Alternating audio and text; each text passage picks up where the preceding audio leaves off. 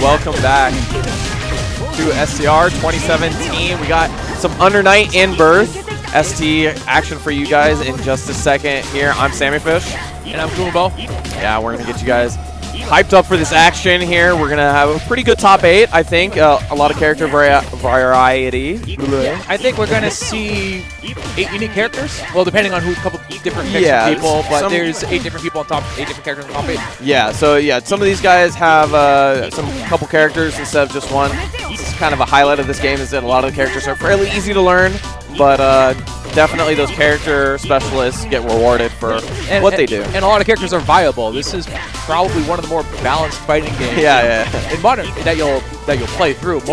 You could pick anybody in one tournament. Yeah. So definitely we're going to get you that first game here. We got Breaker Dave versus KFL. It's going to be a pretty interesting matchup, I think. Breaker Dave has been switching up between characters. One of the few guys that has multiple characters underneath his belt. We got a Waldstein, we got a Merkava. He's played Batista a little bit. So versus KFL. So tell me a little bit about KFL. He's been around for a while. I know him mainly as a multi-blood player. Plays a lot of C-Arc. Played Kohaku as well in that game. I know he started with Third Strike as well. Oh, wow. Yeah, I know a lot of Third Strike players actually really like this game because of how footsie-oriented it is. And we might be getting right into it here. And so it looks like if they are, Breaker Dave is going with Waldstein, which I saw him playing a lot this weekend. Yeah, pretty much I would say his main for now. He's been doing really well with their characters so far. Yeah. A little bit toned down from UNIL, but still a very strong character. And he also practices with Lpt a lot, who also plays Elmo. So he's going to have a lot of experience in this match. Definitely. So it's actually going to be about KFL, how he's going to approach Waldstein, because uncharacteristically for a matchup with Eltnum, she's actually the one that has to approach cautiously. Yeah, especially with all the various time, it's actually really hard to anti Waldstein effectively. He has a lot of ways to vary his timing when to jump in. He can even do something like jump 6C and not hit you at all. You're on the ground and then just go right into command grab. Yeah, that's a perfect to start it off. Breaker Dave just giving that handedly that first round. Yeah. Whereas her anti-air options like 3C and DP normally would be are strong against most characters, but they don't work that well in this matchup. Yeah, it's really unfortunate. So you're going to see a lot of down back from KFL. He's got to look for his moment, but he's going to take it coast to coast, staying in the corner here. Jump 6C is going to open him up. Is this going to be a double perfect? It's on its way there, but he's going to CS into the XDP, getting himself out of the corner. I know one thing that really frustrates me playing Eltnum in this matchup. Waldstein players are going to be prone to just, because you do a lot of staggers as Eltnum. Yeah. But Waldstein players are going to be prone to just trying to mash on reversal like that, right there. Yeah, it's going to work on the grab, and they're just going to grab you right out of your pressure, and they're just going to put you back full screen. Using these huge normals. Man, that was so tricky. He actually jumped a little bit before the assault and then crossed up into the command grab. KFL looking for him to press a button, but it just gets gripped. And for people who aren't aware, the way assaults work in this game, if you do them from the ground, they will never cross up, ever. Yes. But if you do them in the air, you can cross up your opponent. And the air dash distance there is fixed instead of just going right to your opponent when you're on the ground. So that's why you saw him jump just slightly before he did it. Bit of a mix-up. There you go. Good blocks from KFL. Not getting opened up high, but does get opened up by the command grab. Taken to the right side. Oh, good jump on the command grab. He's going to get him out. This is going to do quite a bit. He's going to get the reload afterwards. Nice. He has a ton of great G, so if he decides to burn it, which he probably won't do immediately, until at least the next cycle, there it is. Yeah, there it is. He's gonna as far as he hasn't Yeah, wow. kind of wish he spent it there, because he was gonna get all that meter back if he changed shift. And that damage would have killed him now, because that would have been the difference. But let's see how it works out, because he still has grid advantage. He has all the resources, and he's just gonna sit here. He could do this for days. Yeah, I mean, oh, there it is. That's it. I mean, that was a good idea, but it needed to open him up because he was actually giving Waldstein a lot of grid. So on the comeback, that might have been really rough. Confirms into the super and the reload, so he's got a good head start here. All right, nice blocks. Yeah, there it is, the X grab out of her pressure again. And you're probably going to be seeing that a lot whenever she actually gets offense going. Yeah, it's hard to deal with. Yeah, it's hard to deal with considering it's about like a third of the screen as a command grab, so it's really scary. Got him one more time. Oh, that was actually really smart by KFL. Good reactions there. Great reaction. He's got him in the corner exactly where he wants, where those big normals are not to be feared. Yeah, and her speed will actually matter more there. And Veil off, trying to get out of the corner, trying to get that jump to C, but good spacing from KFL. He's actually going to end up taking that second game. Yeah, the first game was a blowout, and I'm surprised KFL turned that around very quickly. So we're going to go into game 3 here, and it's open question is who's actually going to take this. Yeah, that might have been sometimes when you take the first game kind of really handedly, that second game when the opponent makes the adjustment comes at a bit of a shock. So maybe you just need Breaker Dave to cool down for a second and actually start making adjustments of your own. There you go, good pickup. They carry him towards the corner for B. Art's just going to go into the command grab. Oh, nice backdash. Very nice, but right into my loving arms. Chain shift to keep the combo going. There you go. And in the corner, KFL, we've seen very willing to block. Oh, gets opened up out of the air. He's got a lot of meter to work with, so let's see if he's got the combo for it. Drops it, unfortunately. That was, I'm pretty sure that was a misinput there. It's hard. There you go. He's showing a lot of patience here, but that can be very dangerous against Wallstein because he could just or do that. Yeah, just like that. The grid break's not going to matter as his life is taken. Breaker Dave is on match point here. Oh, wow, we're just going to start with the veil off?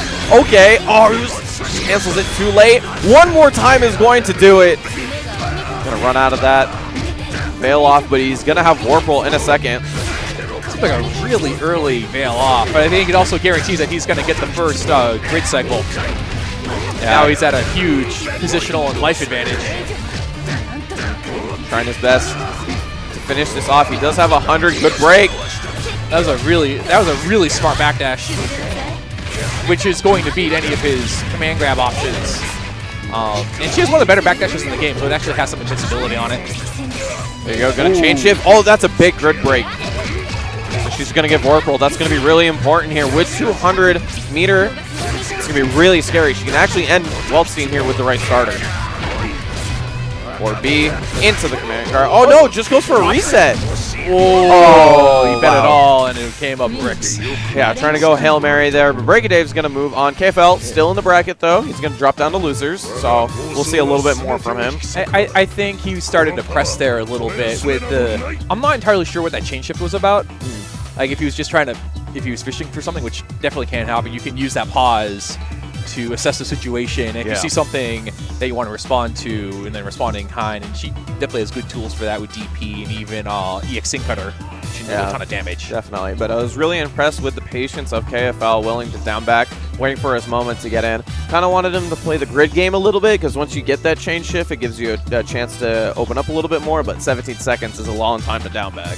That he was doing a decent job of that, especially with the threat of Wallstein's command grabs, especially having the range that they do, and having good enough presence to backdash when he felt he was actually going to try to get scooped, and having some success there. That can really turn things around, because if the right read there then means you get initiative, you get damage, you can get positioning advantage. But at the same, if it doesn't work out, then you're just dead. Well, Breaker Dave is going to move on to winners finals, so we're going to see him in a little bit. Got that top 3 on lock. But next up, we're going to have another winners semis match for you that we're going to get to see who's going to face Breaker Dave in that winners finals match. That match will be Chris L versus Burger McNasty, or we're just going to refer to him as Bobby. Yeah, we're going to refer to him as Bobby. Not the first top 8 he is going to be in, and maybe not the last, actually. I'm not quite sure yet, because BlazBlue is kind of a top 9 instead of a top 8. But they're going to sort that out in a second, and then we'll have BlazBlue afterwards. So maybe potentially 3 top 8s in this weekend for Bobby. Oh, wow. Yeah, really impressive. It really shows the strength of him as an Air Dasher player in general. Going against Chris L, who we saw a little bit yesterday, looked pretty solid. That's probably the reason why he's in winners. Yeah, I think we actually saw everybody in top 8 on stream at one point. Yeah, yesterday. definitely. We were showing like sort of toward the end of the bracket, so definitely seeing all those tough competitors towards the end there. And I should be pretty pumped for what's going to happen next, Chriselle versus Bobby. Because not only is it going to be a good match, it's going to be like a little bit of a clash of styles, per se. Bobby's a little bit eccentric, so to speak, when he plays. I've heard the stories. Yeah, exactly. So it's definitely going to be quite interesting. We're going to get you guys that in just a second. But yeah, definitely, it's looking like a good top 8. I'm glad that LPT made it. He's a good friend of ours here, like Wednesday Night Fights regular. BlazBlue, strong player. Guarantee he's in BlazBlue top 8. I'm not quite sure, but he's going to be in there. Yep. Definitely. Oh, so we actually have a loser side match coming up next. Oh, okay. So we're going to switch it up to the losers for now. Yeah. And speaking of LPT, he's going to be on deck. Yeah, awesome. So we get to see LPT a little bit earlier than I thought. LPT versus Cat. LPT is also another one that's got a few characters under his belt. He was playing Byakuga on stream yesterday. He also has an album. Cat plays Seth. Yeah, he plays Seth, and Seth, we were saying, is like one of the best characters in the game. A lot of people say he's the strongest. Yeah. But versus some of the characters, I mean, he does still have to work just like any other character. So, and French Bread has some fortitude because he was considered one of the strongest characters in the arcade version of UNIST. Yeah, right. And they decided to not really nerf him at all. No, he just got that health buff, and hey. Yeah, he got a couple of minor buffs. Well, the health buff is more than minor. It's pretty significant. Yeah, it ended up being pretty big. But we're going to see the Byakuya versus Merkava, actually. Who do you think, like, character-wise, wins this matchup? It's kind of back and forth, I think, because Merkava does really well to have Byakuya stay out. He's got really strong normals and has to ask Byakuya to come in and really go through the myriad of normals that Merkava has. On the other hand, his super whirly hands is not that great in terms of a reversal, so we could see both of those interactions be really important here. But go for it. Yeah, I was going to say, one thing I always thought in this matchup anyway was that Merkava has a really easy time clearing out the webs. So Byakuya can't really set them out in neutral and expect them to have any real space control because Merkava is just going to stick out limbs and just clear them out. Now, in pressure situations like this, it's much more effective because Merkava's reversal isn't now that great. Yeah, it's not that great. On top of that, his limbs do have a bit of a startup because of how far they go. So LPT is going to take that first game, really showing that once Byakuya gets in, it's going to be really hard for Merkava to deal with the pressure. I don't think either of these characters can deal with the other character's pressure all that great. Yeah, so it's really going to be more a question of who wins neutral initially, who can get initiative. And it could, like, you might just see rounds where one person just rules the other every other, going back and forth. And the chain shift after the web. LPT, man, he's running on a train. Keep this going. Doesn't have meter to super, but he's going to keep the pressure on. Whirly hands to get him out. He's going to combo afterwards. Does have chain shift to work with. There it is. See, now it's Cat's turn, and this is going to be kind of ridiculous. Yeah, that's all going to get blown up. Yeah, unfortunately, didn't want to deal with the worm mix-ups, but he's eating this damage instead. He got another chain shift, so he's got full meter to work with. Oh, nice poke out on the whip dive kick. He's going to be able to finish this off with the meter, no problem, and LPT is going to take the first game. That was a bold 2B on his part, because there's a lot of options there from Merkava that would just blow it up. But sometimes you gotta challenge things, and it worked out. Yeah, especially considering that that was the first time Pico Cat's really gotten like a good set of momentum, right? First round was pretty much a wash. Second round, we got put in a little bit of a mix-up before he got that, and LPT decided that he wanted to challenge it because you know Pico Cat wanted to go in. There you go, side switching, getting in towards the corner. He's not going to build meter for the super just yet, but he does have warp roll to work with. And this is like once, especially since Byakuya can also vary his block string timings a fair bit with the stagger chains and being able to set webs and then using the command dash to go through the webs. But yeah, he finds a spot to match out. And actually gets out, gets some damage, gets it back to neutral. Where things with no webs, Spark Power is going to have an advantage. Yeah, and that's actually one of the great things about this game. Defense is rewarded with something like Warp Roll or Chain Shift. So if you're defending long enough, you'll be rewarded with a cancel that gives you some meter as well. So that's always really good. Using some of that meter for the worms here. Always like this combo. I think it's super interesting. And to shake the baby. Got him in the corner. The next hit for either of these guys is going to end the round. Yeah, that chase shift. Oh, almost baits it out, but he goes straight into the super. Can't believe LPT bet it all there, and LPT's going to go into set point. There's a really good anti-air there from Cat initially. Yeah. But again, it seems like you would get these hits and then try to do something and get immediately challenged and just get tagged. So I don't know if he's I don't know enough from the card to know what sort of adjustment you would need to make, but it looks like he needs to make something. Well, not getting hit by these mix-ups might be a good start. Man, LPT is just keeping on going, getting this meter over and over again, and the Warp Roll is making this all too easy for him. Oh, and he gets opened up high. Grid break, and that's not going to matter, though, because in the end, LPT is going to take this after a quick 2-0. It's really, really solid play from him. One of the changes they made in UNIST that I thought was interesting was they shortened the duration of the grid cycles after the first one. So it comes around more quickly. So it makes it a bit easier if you're in that defensive situation, especially if you don't have grid, where you can try to block and shield and try to build up enough to get it back so you can then use Warple to either chain shift out to find a gap or to at least deny it from your opponent, to deny their options. It feels like a lot of the time in this game it's more important to have Warple to prevent your opponent from having Warple. Yeah, that is a big deal. It's kind of interesting how to play with grid back and forth. You know, some of the things that Byakuya was criticized for in Uniel was that having multi-hits on a lot of his moves means that it's really easy to shield and push off. So, not a lot of that seen in this, but we did see some of that down backing so that he can get Warp Roll in the change shift. Definitely something that you can use on the defensive end. And one of the reasons why I really like UNIST as a game. Yeah, because there's kind of implied back and forth with the two characters, and it actually changes the neutral dynamics as well. It means something that could be the correct decision when there's the grid clock is a fourth of the way through, could be completely incorrect, even if it's something throwing a projectile, could be completely incorrect when it is only a couple seconds left before the next cycle point. Yeah. Because you could be giving your opponent a free grid block by just throwing a projectile out there. It's like, oh, it's safe, they'll just block it if it's the worst case. But then that might give them grid advantage. That means they might get Warple, which then means they can chain shift freely, and you don't have the ability to cancel into that as well. And it can change the dynamic of a whole match on something as simple as that.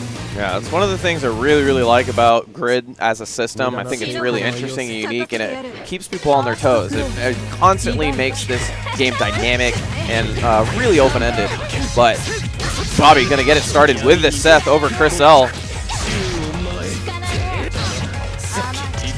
Just going to back up, set up, and it's going to be really hard for Seth to actually get in on the Phonon. Phonon's got great normals to deal with the point of entry for Seth. She can also stop or negate a lot of the orbs that Seth sets in situations that most characters can't, because her whip has so much range. Like, even when he sets them like behind them like that, if he's not pressuring her instantly, she's just gonna whip it.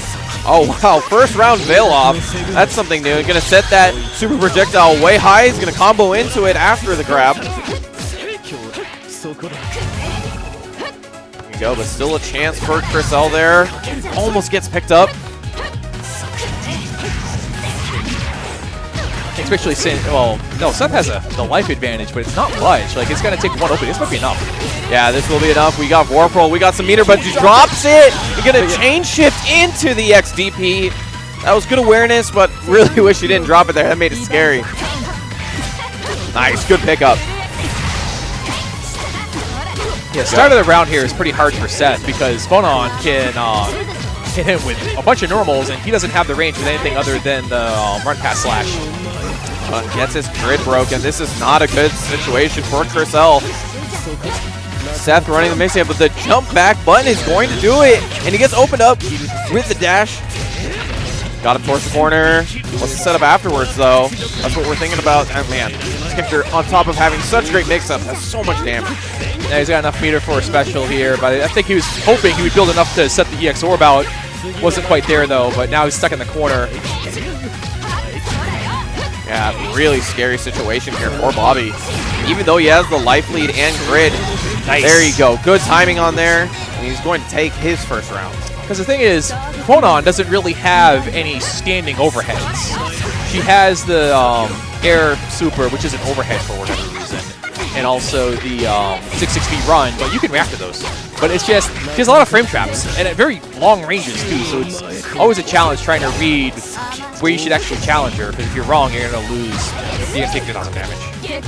Definitely good break there. He's going to go straight into the super, denying the advantage that you get from breaking a throw. Oh, nice fastball in the throw. There you go. Good DP into the chain shift. Was a little bit too far to pick up with the charge J2B. Got him in the corner, though. This is scary. Another throw. And she's going to fail off to get in the corner. Last chance for Chris L. He might be able to kill here. I'm not sure if he has the combo for it. Oh, he's just going to drop it early. One last hit. Chain shift into the charge C in the air. And I can't believe he pulled that off at the last second. That, oh man, that was. I actually thought Bobby was going to win that round all until like last 3 seconds. Yeah, last 3 seconds, man. That was a pixel of health. You really thought that Bobby was in the driver's seat, especially with a character like Seth. But man, Chris L pulls it out. And I think he had a little bad luck because he had the orb set out when he grabbed her, and if that went off a little later, then it would have hit after the grab, and that would have been it. Chris L moving on here. Got his first game. He's doing really well here, taking all he can from Bobby. Oh, wow, gets the running C counter hit, but doesn't confirm into it. Got him in the corner, though. He'll definitely take this with the Warp Roll. Is going to do some good damage. Got the setup, baits the veil off. Oh, boy, not a good sign from Chris L here. Actually gets crossed up. Gets opened up high. Veil off is kind of, it's a universal mechanic, but it's always kind of questionable as a reversal just due to its speed. It feels like, especially a lot of faster characters can bait it by accident, where they like try to do like a meaty 2P or something and it whiffs because you veiled off, and they're like, oh, why did that whiff? And they can't do anything, but then just down back reactively and you get punished. Yeah, I mean, some people equate it to, you know, Arc System Work Games burst. You know, you try to get off, but it's much slower than that and not as invincible even, so. All right, good change shift DP. He's going to get that meter, trying to keep Seth out. Just going to use that Super Ball in the air. Just trying to stroll on forward here. Oh, nice punish. He's got the meter to work with. See if he uses it well. And that's another bad thing in this matchup for Seth. Against some characters, that run pass can be safe at certain distances, depending on where he does it. Against Phonon, he's going to get blown up, because she has the range to punish it from anywhere. Yeah, actually one of the few characters that does really well in curbing Seth's movement. Oh, it gets past the fireball, and now Bobby's going to set up the nonsense. Got Warp Roll to work with too. Baits the veil off once again. Where are you going? I'm all the way over here, and Seth running the game on now. That was a weird interaction. I figured that he was either going to get hit by the veil off or he was going to grab her after it whiffed, but everybody just whiffed. Yeah, it doesn't connect into the 4B afterwards, so pretty much wastes the chain shift. But he does have the grid up, so he's going to get Warp Roll once again and make a comeback with it if he needs to, but just gets thrown for his trouble. Bobby taking the second game, 1-1. And it felt like Bobby's been in control of most of these rounds, even the ones he's lost. Yeah, I mean, it's a testament to how good Seth is as a character. He's never out of it and can always go 2 mix-ups, and man, it feels like that life lead that you had was non-existent to begin with. Oh, good start here from Bobby. It feels like he's been getting that consistently. Definitely a good sign. And although Phonon's really good at keeping characters out, that fireball basically just wins neutral for him, and it's really scary for Phonon to press buttons once it's out. Yeah, because then you could try to like challenge it and clear it out if you're close enough. If he doesn't set it on the other side of the screen, but then he just might come flying in and hit you. Yeah, but with Seth's like great neutral, he's able to just back up, set it, and go all the way forward, asking the Phonon to come forward against him. Oh wow, getting that running C.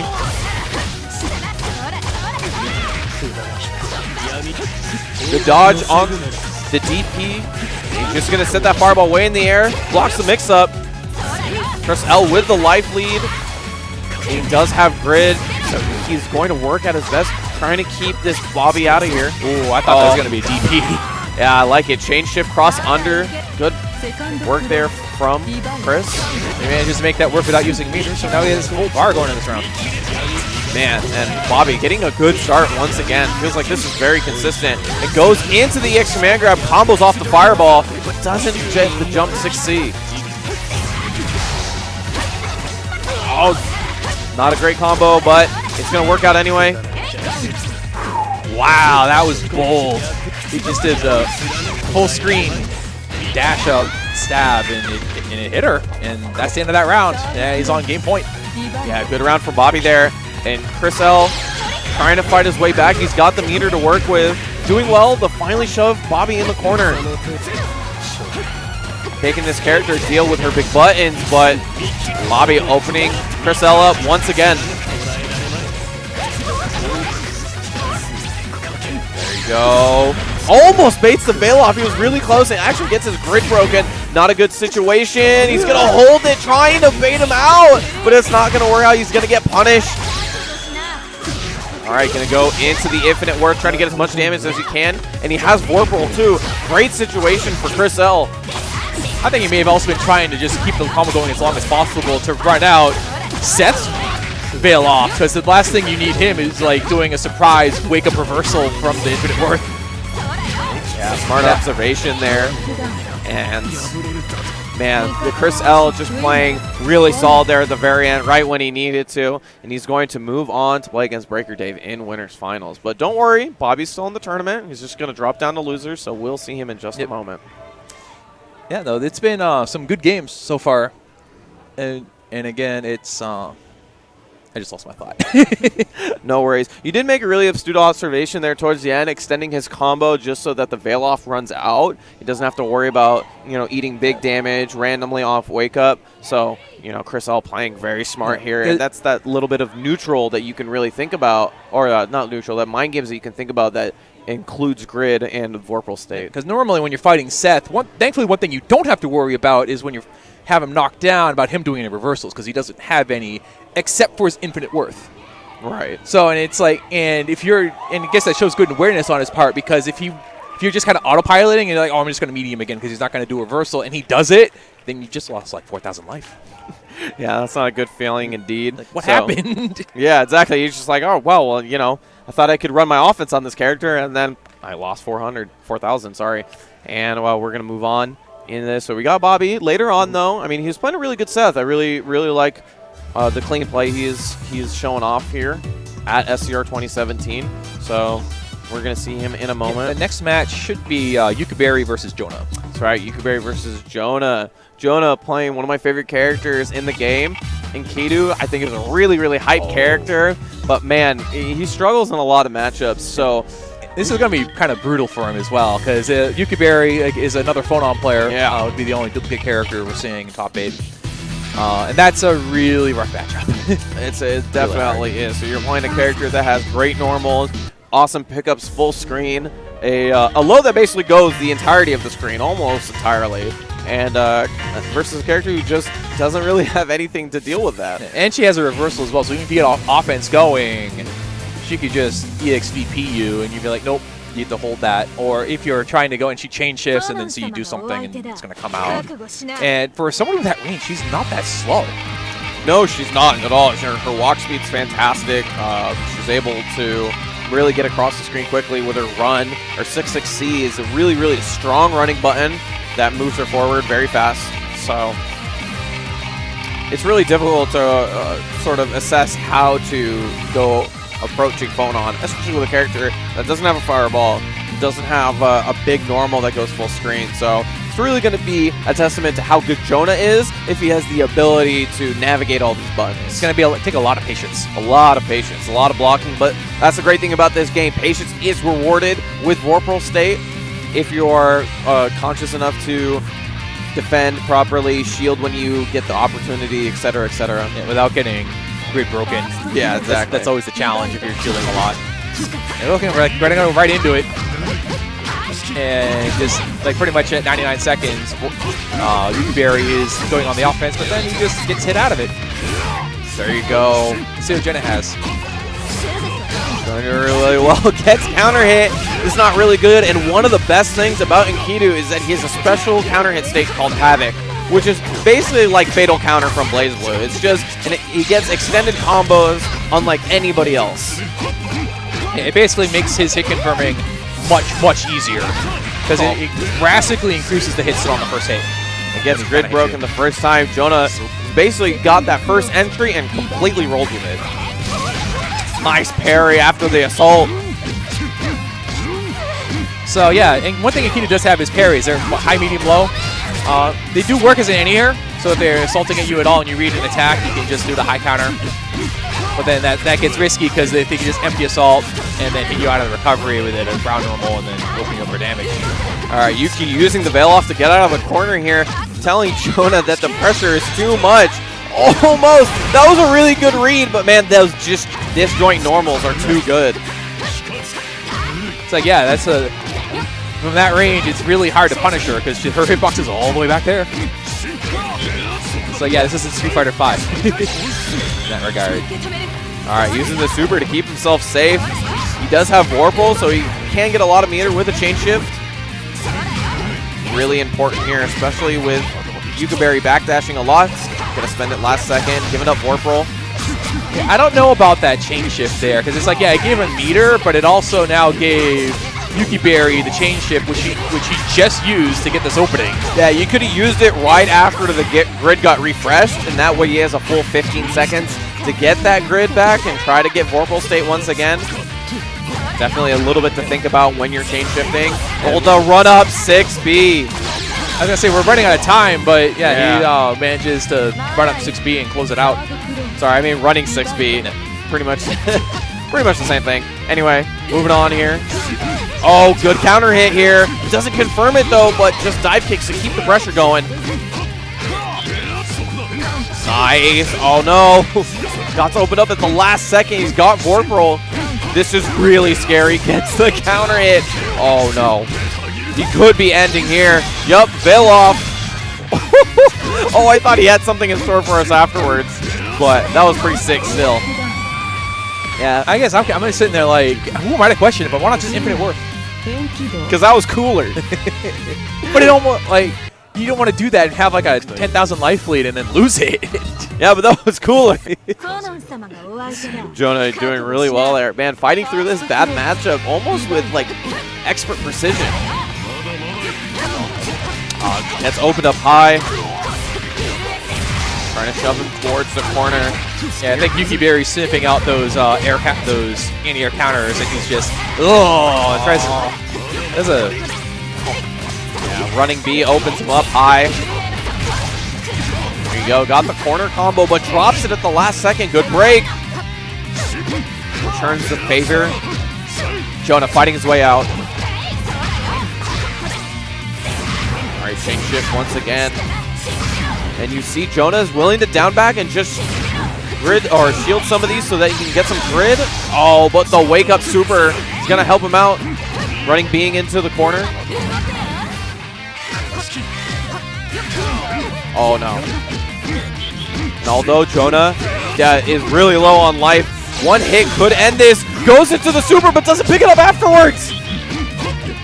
He's showing some good patience here, but now the problem is time. He only has 25 seconds left in this round. Yeah, he's got to keep it going. And gonna chain shift, trying to get him to bait something. Oh, doesn't confirm into the 2B. Oh wow, he might run this all the way back. Again. Yeah, he's going to go into the chain shift, but he drops a combo. It's so critical, and the 2-2C is going to clean it up for Yukiberry. That was such a kind of a Hail Mary play there, but it worked out just because he didn't stand. Like, that's one of those supers, like, the first time you see it, you will get hit by it. Because it's like, why is that an overhead? It is. Just don't deal with it. Yep, gonna have to. Jonah got grid broken early on, so he's waiting for a long time before he gets his grid back. And man, Yukaberry is using all of that time to get this pressure going. A lot of damage there with the Vorpal. Good break. Oh, gets opened up, gonna CS. Keep that combo going, and man, this character does great damage once you let him in. Now, the problem with trying to shield Ndiku here is, well, not just that. I was going to also say, because he could combo into his overhead record at any point. And that's always a risk, because if he hits you with that, you're going to be grid broken for the next 5 seconds. And he gets a nice damage combo out of it. Oh, gets opened up low with the 3C.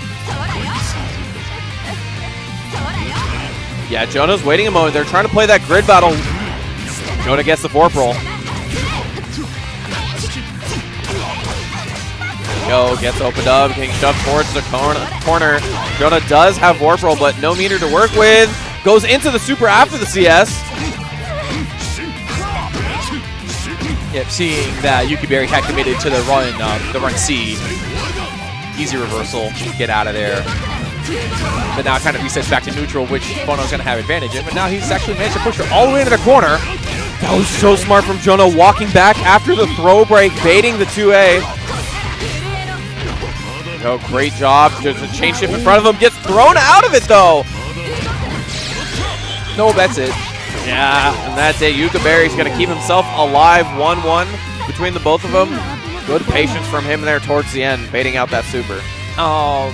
Jonah's execution has been a little shaky. I mean, like that drop near the end there, that cost him the game there, and he could have ended this. But that's, I don't know, like playing on stage is hard. It definitely is. Jonah's not a stranger to the stage, though. He's a top 8 contender in multiple games as well. So we're going to see whether he sticks with the Enkidu. Looks like it. I mean, I really like his Enkidu. He has really strong mix-ups with him, and it has the ability to make a character like Phonon constantly flinch, which is really, really just a testament to how strong of a player he is. Well, once he's in that close, I think it negates her single biggest advantage. And then when he has a niche, then it's something I think he could do against anybody in the cast. Yeah, but I think it's just it's so crazy to watch him get in on a character like Phonon so consistently. Like, it doesn't seem like it's that much of a trouble for him. That was a really good bait. I would have fell for that. It's opened up once again. He's got the Vorpal to do it, too. Doesn't use the chain shift. Yeah, chain shift in 200 meter. He could have. I'm almost. I don't know the combos, but I'm almost certain he could have killed him there. Well, it's going to work out for him anyway. Jonah starting off this next round with 200 meter. Really good scenario for him. Just got to wait for his moment. But Yukaberry starts off this round good, opening up, shoving him towards the corner. Oh, actually, weirdly gets to the opposite side. Unfortunately, puts himself in the corner. This is not a great scenario for Yukaberry. Yeah, he's been showing some good patience in scrambles like that, where people would be prone to pushing buttons a lot of times, and then it's like chain shift. Oh, he pushed a button when he reversal and flip this around, but he's been rolling this. Like he realizes he drops it and doesn't panic. Yeah, definitely. Wow, chain shift 2A as Jonah is running up. Jonah doing well to fight through the pressure here. He's going to get Vorpal, so he's got a lot to work with. What's the mix-up afterwards? Just a throw. Good break. And this could be it for Yukaberry. 200 meter, and he's going to not even need half of it. I'm surprised he tried to challenge right after the throw break, because that usually ends very badly. I mean, he might have been trying to do like an EXDP and just miss the input. There we go. Shoved him all the way to the corner once again. Familiar situation gets opened up. Man, this is really going to hurt. Oh, you see a Veil-Off once again. A return Veil-Off. Trying to put it back in the corner, but he just wakes up super. Jonah's got the Veil-Off, but he's got to make it worth. Gets opened up by the projectile. Reset with the 2A. He has almost nothing with this veil off. Unfortunate for him, but Yukiberry playing solid here. Opens him up right there, and that should be it. He's gonna, oh, he's so close, and he gets grid broken here. Is he gonna build enough meter to get that super? Not yet. And this is really scary. He's got Vorpal, 3C, and he has meter for that super overhead. There it is. Oh no, not again. Oh. He hits him with 2K amount of damage from full screen.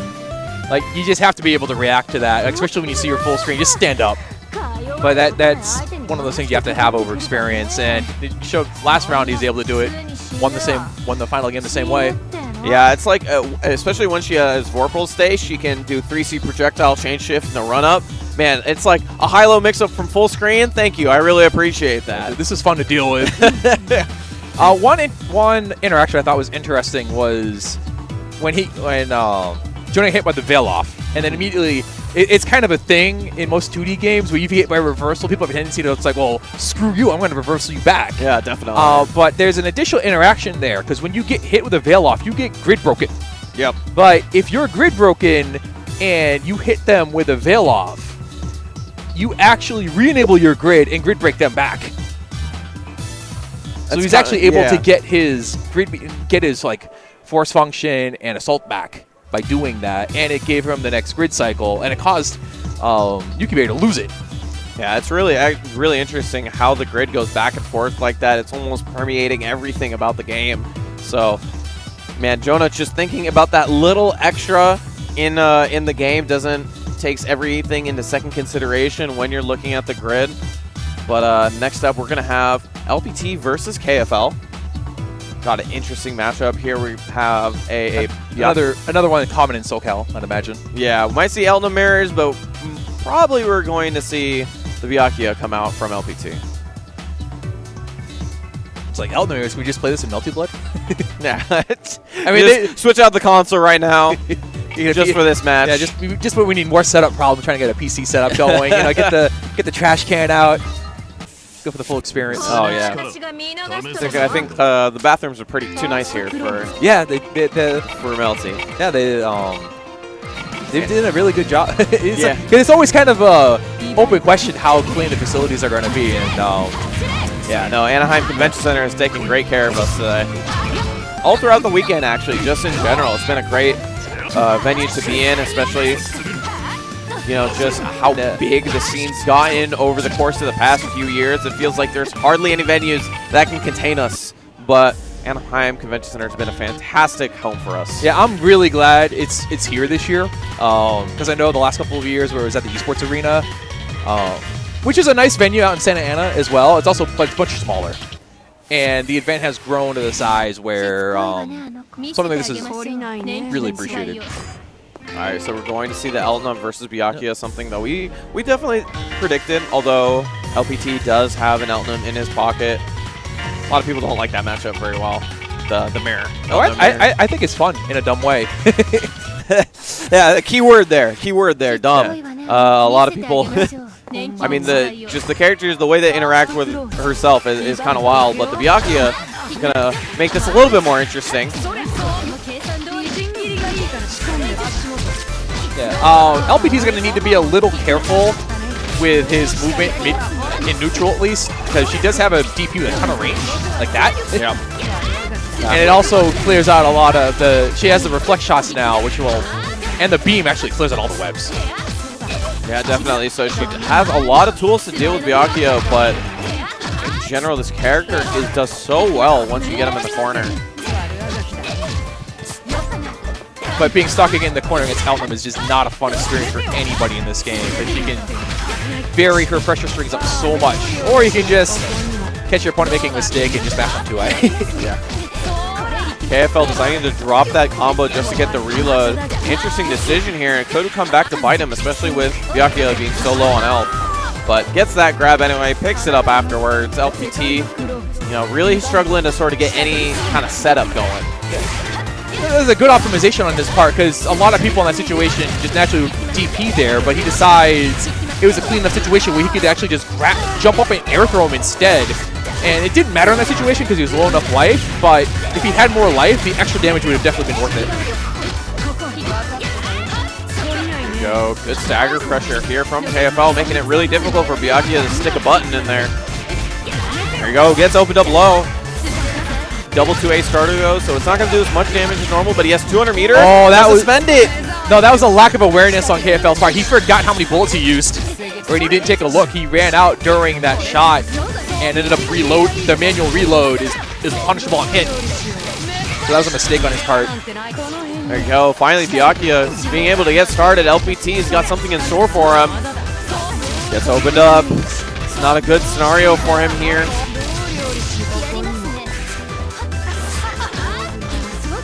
Oh, gets thrown in the corner once again. Just going to set up a web for the mix-up. Nice block. Change shift into super. I wonder if that was a Unial reflex there, because they took away a lot of the invincibility on that move in this game. But oh, really? Yeah, because that move used to be invincible on Trim 1.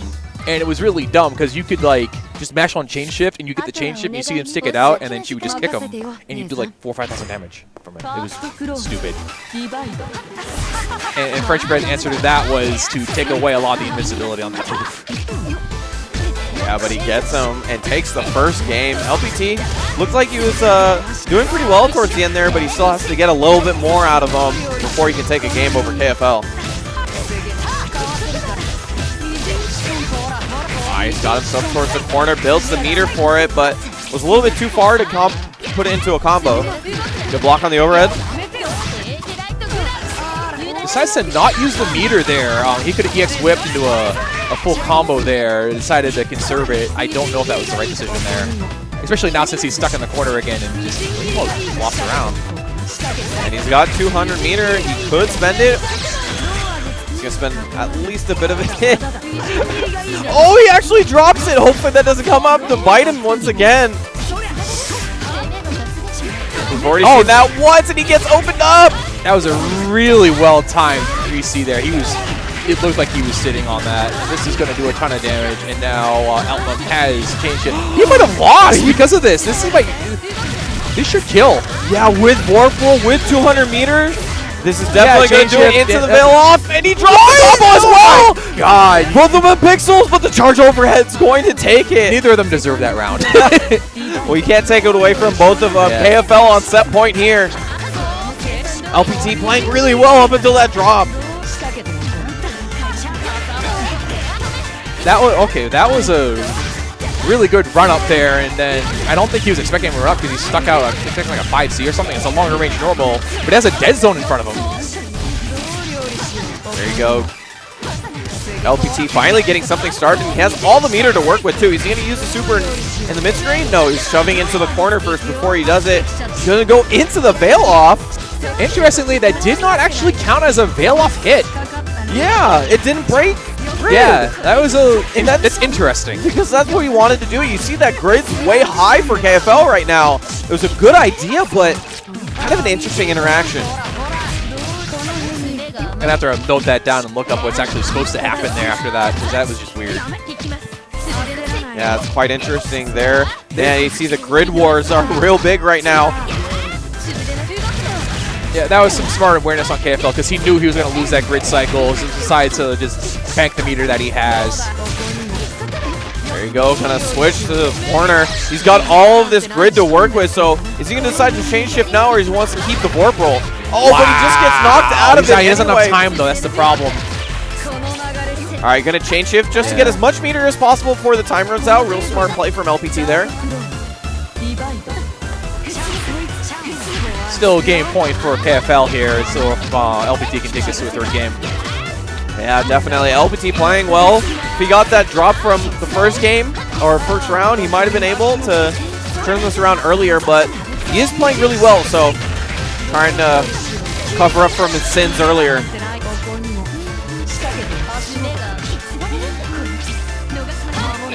Interesting, he doesn't, I figured he would have DP'd there, especially with Vickomods being in the air, and the only other air option he had would have put him right to that web that was right in front of her. All right, there you go. Gonna change shift. Trying to get that mix-up going mid-screen. Not as strong as it is in the corner, but LPT feeling like he has to keep this Eldum down. Ooh.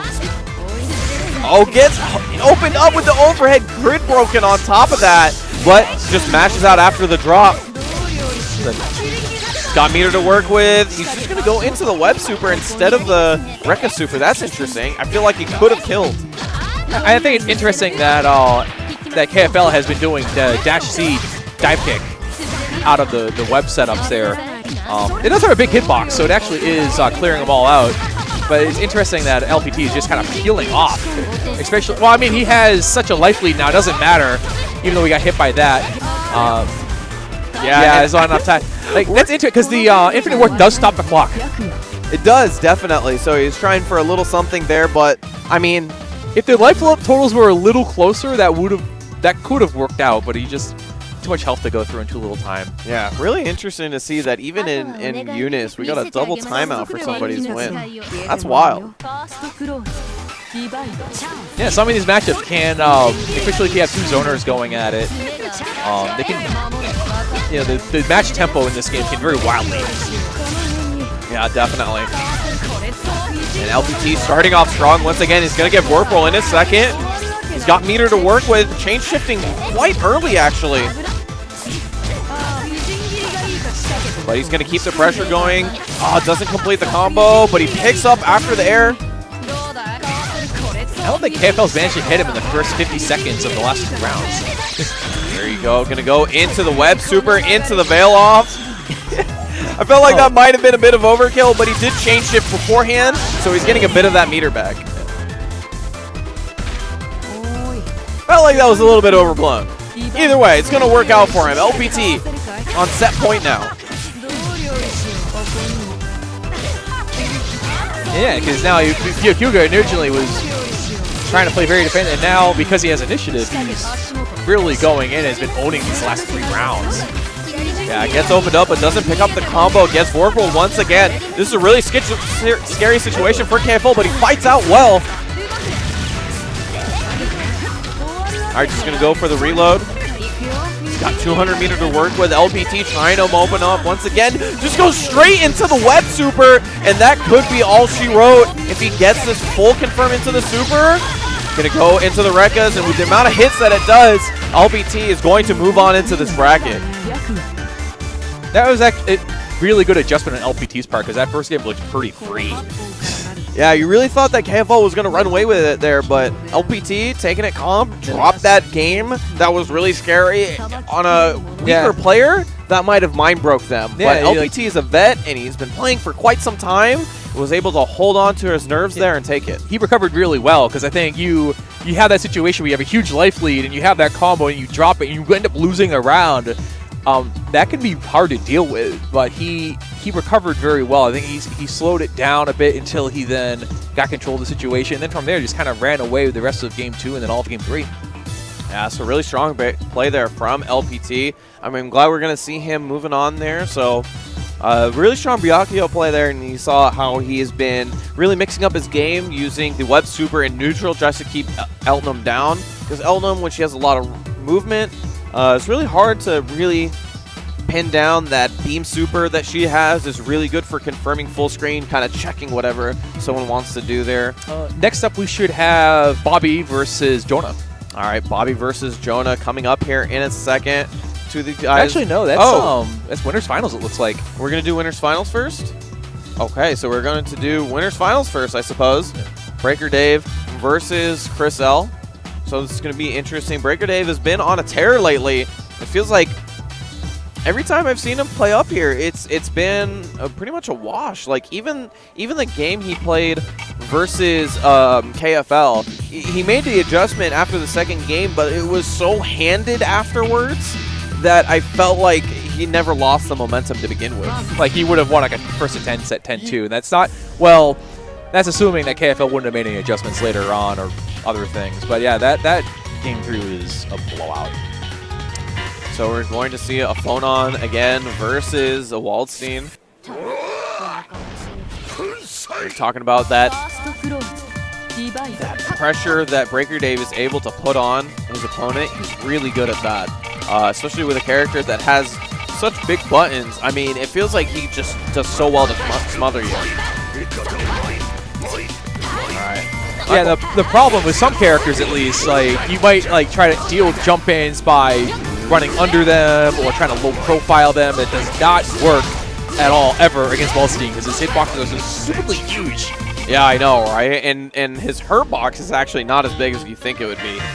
Apparently, his arms are pretty invincible, so, you know.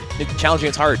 Challenging it is very hard. You definitely have to make some strong reads in order to knock Waldstein out of what he wants to do. Even with anti-air normals that have head invincibility, for example, his hitbox goes so deep on a lot of jump-ins that he'll get hit anyway.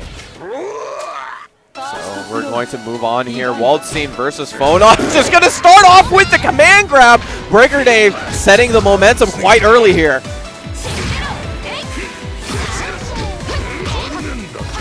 There you go. And despite one of these characters being a grappler, this is actually quite a zoning matchup. Until one of them gets initiative anyway, then they're just going to start. Well, Kfl decided to peel off and go back to full screen here. Where oh my god, right into my loving arms in the corner. Not where Phonon wants to be versus Waldstein. Oh, picks up off the trade. Well done here from Breaker Dave, and he's got Vorpal to work with. I think one interesting detail. Whoa, good jump out. There you go, and after the chain shift, he's going to get most of the meter back from the grid, and he's going to take the round. One little detail that people may see on Waldstein's side is when he gets a double circle message. That means that Breaker Dave actually input a 720 for that command grab, and Waldstein has a bit of a special mechanic where if you do that, you actually get a bit more damage and meter out of your grabs. Something that they added, yeah, like right here. Something that they added in UNIST. Yeah, it's quite an interesting mechanic because it rewards you just for taking a little bit more time on doing your command grab. So you can do a faster one, or you can do a slower one and just get a little bit less meter, or damage, sorry.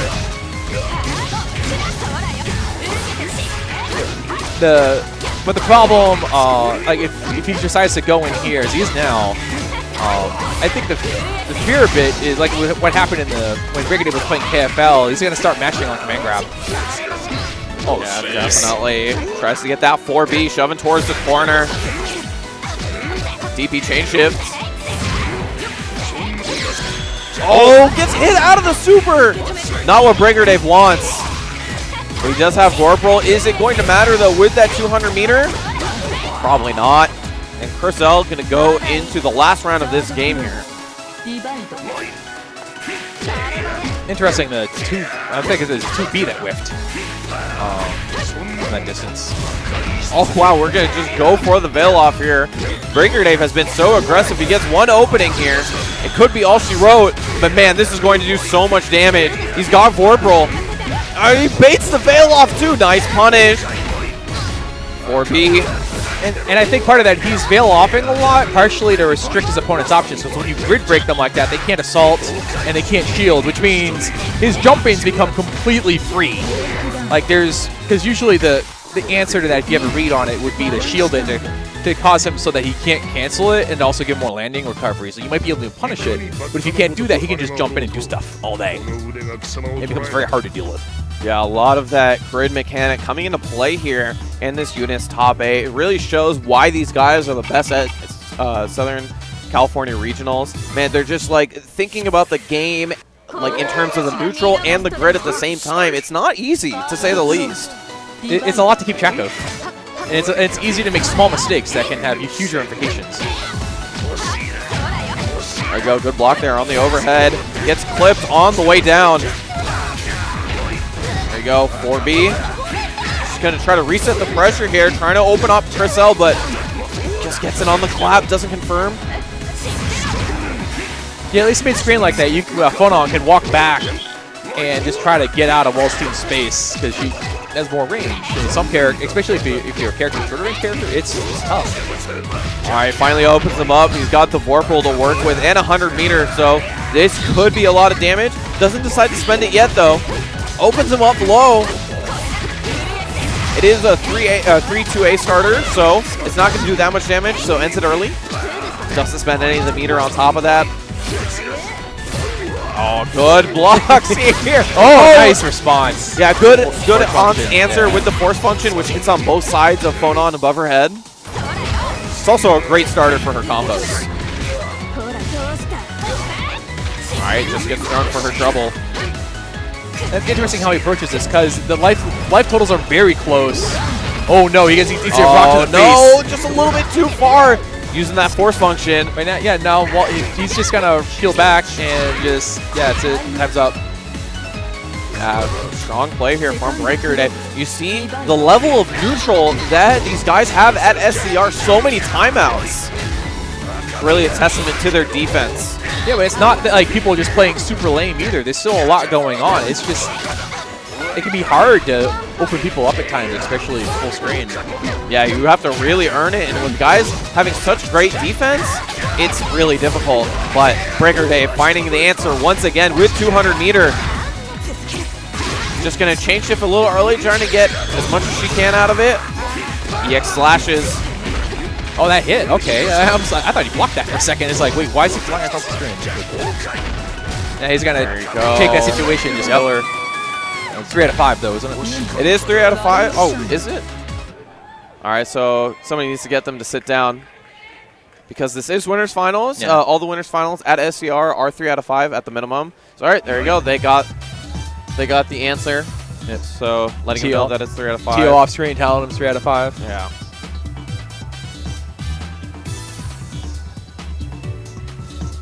So we're going to get Chris L for at least one more match. He's going to have the opportunity to make some adjustments here. What do you think he has to do differently? I actually played a really long set again. I'll be honest, I'm not gonna have a great answer for that. I actually played a really long set against Breaker Dave yesterday. I think I won once. I mean, Breaker Dave is a really, really strong player. I mean, that's why he's winners finals and almost in grand finals. But I think it's and I don't think there's just a simple answer, especially in regards to like playing in neutral here. Especially we have to deal with all the like his jump-ins are so hard to deal with. And it's like, oh, you don't have any near normal, or she could force function or DP or whatnot. And she's probably gotta do something at some point, or else that's gonna happen. Yeah, I mean, you see that Breaker Dave is actually going to the command grabs a little less. He's so consistent with opening up his opponent anyway that he hasn't been going for it unless he really, really needs it. All right, doesn't decide to finish off the job yet. Gonna chain shift, the break. Oh, good jump away from the command grab super. Breaker Dave still in commanding position though. Got Chris L in the corner, but finally waited for his moment. Chris L fighting out. This is really, really good damage from him here. But Breaker Dave already has a fantastic health. Now the problem is there's 30 seconds left in the round here, so even if Chris L gets an opening here, he's got to convert on that and the next opening and not eat a jump seat. Yeah, and that time became a factor towards the end. Chris L felt like he had to get moving, but Breaker Dave got him on the way in. Yeah, that body splash is not safe on block, especially when it's, unless that's why like he canceled the command grab. The command grab's not going to work, but it is going to make it safe because they break the command grab and reset back to mostly neutral. All right, return Veil off to get the grid break. He answers with the infinite worth. Some really good reactions from Chris L there. First on assaulting the first grab attempt, and then just infinite worthing through the second. What a great answer there, jumping over the fireball. Grid break on Chris L. This is a scary situation for him, especially considering Breaker Dave is going to get Vorpal in a second. Oh, the delay gets opened up low. I'm not sure what I'm almost certain Breaker Dave was going for something there, but he basically empty jumped into nothing and got hit. Oh, wow, gets opened up with the J2C. Chain shift to finish the combo, and with the super, that's going to do it. 1, 2, 3. Taste the wall. Yeah, and 3 is the number that Breaker Dave needed to get into grand finals. Great job from him, and man, he's making that Waldstein look like it hasn't missed a beat since Unio. I mean, he's still a very strong character. Still very strong character. He got nerfed, but it was just like minor adjustments and whatnot. It seems like French Bread didn't change a whole lot, which could be seen as good and bad. I mean, we haven't been playing the arcade updates as they have been in Japan over the last couple of years. So I think all the different revisions of the new characters are going to feel more significant. Well, either people playing the import release or when it gets released later this year. But at the same time, especially if you've been playing your game for years, you want something that feels different, so it feels fresh, even if you're mostly the same. It's a very hard thing to balance, right? And I think it's something even long-running series I've been going for decades struggle with. Yeah, I mean, it's sort of a fine line here that I feel like ST did a really good job. Now, we talk about Phonon and Seth being some of the best characters in the game, but for the most part, we feel like that those commanding characters in Unio got balanced in a great way because they don't feel like they got trashed. Yeah. But and you can see that Waldstein, which was widely considered to be one of the best characters in Unio, it still sits in a fantastic spot in this game. So it's really testament to how long these guys at French Press have been working on this game and really honing it down to a science. Yeah, like Waldstein didn't really adjust him all that much. Gordo got hit harder, but he's still very playable. Eltnum was a character that actually nerfed a lot in the original UNIST, but had been kind of either reverting some of those changes or giving her new tools, and she's very good in this game again. Whereas the characters that and interestingly, other strong characters like Batista, they didn't really touch. Yeah, and she's been strong in every version. And they didn't really do much to change her game. If anything, they gave her minor buffs, like giving her the new Vorpal trait. Much to my dismay, honestly, considering I really dislike that matchup as a Hyde player. Batista being a really strong character. Surprisingly, we didn't get to see any of them here in top 8, because considering... I think they're on the other coast. They're on the other coast. Oh, yeah, that's right. They might be at the other coast there. Yeah, so they're at... Yeah, another big... People watching this probably watched Zotac. Another... It's just like event. It's such a great day for Air Dashers because like none of the schedules conflicted between the games. So like if you wanted to watch Guilty Gear, you can watch Guilty Gear like at 10 a.m. and you get to watch it later for Zotac. If you want to watch UNIST, you could have watched UNIST before here where they almost finished just top 8 and then you get to watch it here. Like it's so awesome actually that the coordination worked out in that way. So you could spend the whole day literally just watching anime fighters. It's awesome. And it's really a great thing to see, honestly. It's why Sundays end up being so cool. Anyway, we're going to get Bobby versus should be Yukiberry, I think. Jonah? Jonah. No, you're right, it's Jonah. Yeah, versus Yukiberry. No, it should be versus Jonah. Didn't Jonah win that? Yeah. Did Jonah end up winning that? I think so. I don't remember. The bracket says it. He did. I have no clue, honestly, and guess we're just going to fight this out. I suppose we're gonna figure that out for you in a second, but we're just gonna call the shots as we see them. Bobby getting started off really well. Seth being a great character, but man, once he gets in, it's really difficult for Phonon's large normals to have that strong of a presence. And Seth can do things like the full screen slashes to try to slow her down a bit from just being like, oh, I'm gonna just put all these normals out here, and while you just come flying across the screen and hit you only 2 frames. Yukiberry getting aggressive, knows that he can't let Seth get set up with the fireball.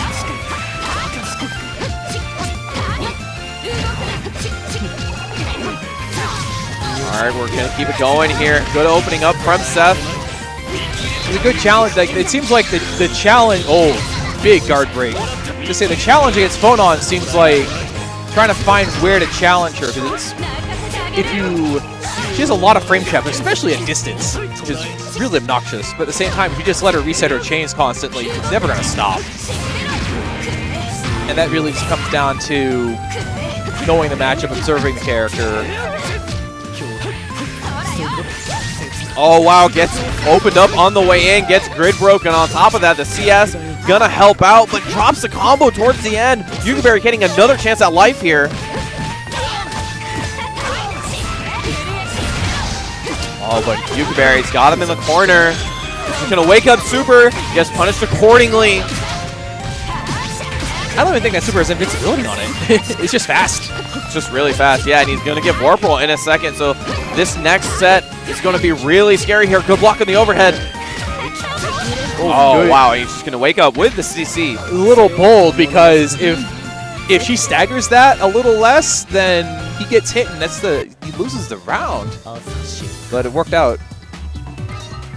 That worked out. So, by the way, just letting you guys know that this is still 2 out of 3. 3 out of 5 is reserved for winners, losers, and grand finals. So I'm pretty sure this is a losers quarters. So a little bit of 2 out of 3 before we get back to that 3 out of 5. Nonetheless, Burger McNasty need one more game to move on. Just use those cross-ups over and over again. Yukaberry not finding an answer. Yeah, because when Seth players get going, they're all over the place, and his damage output was significantly increased from Unil. Perfect, jeez. Yeah, Bobby just running on a train here. Keeps going on Yukaberry. Just going to start out with that DP. The 6-6B is going to open him up. This is a great start from Yukaberry, finally.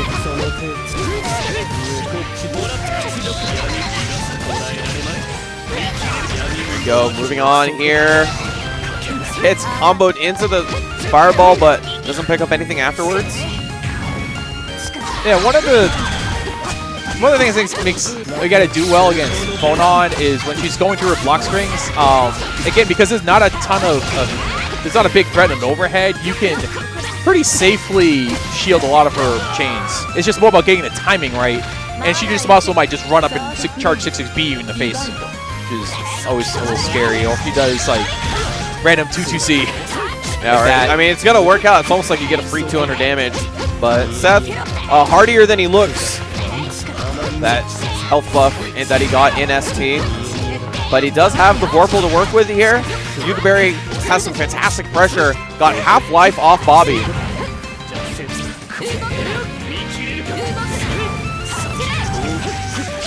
Setting up shop here. Now he's going to have initiative with these projectiles that are almost like...